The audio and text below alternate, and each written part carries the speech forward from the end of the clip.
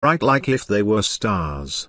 His hair was tied nicely behind his back, and the fan in his hands waved a refreshingly nice breeze at his face as he pointed at the shops on the side of the streets to the person next to him. Occasionally, his lips would curl into a smile, and it seemed as if he was introducing something to his companion in a lax but frivolous manner.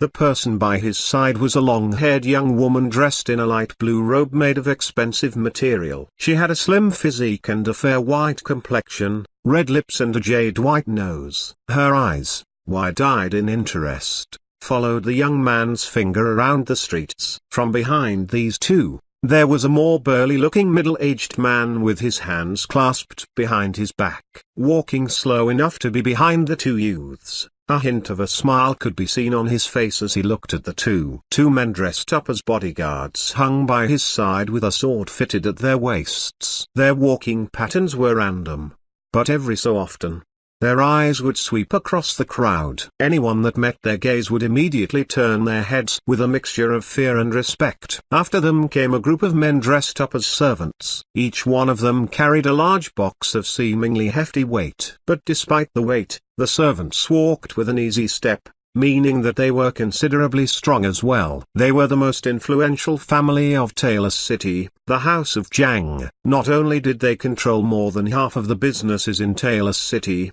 they were also a family of soul cultivators. In the greater picture that was the Danhun continent, the Jang weren't of any importance.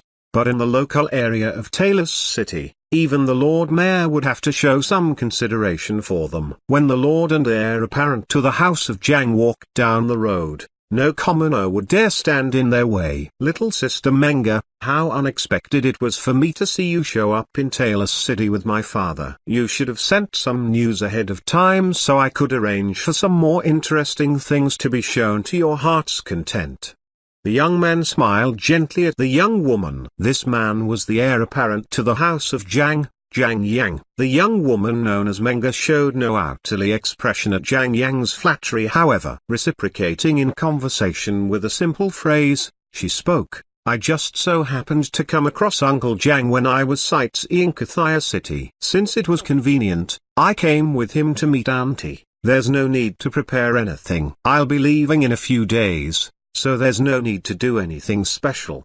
The young woman's eyebrows knitted together at her last words as if remembering something. Also, "Don't call me Menga. I'm not your sister either. Call me by my actual name, Liu Meng."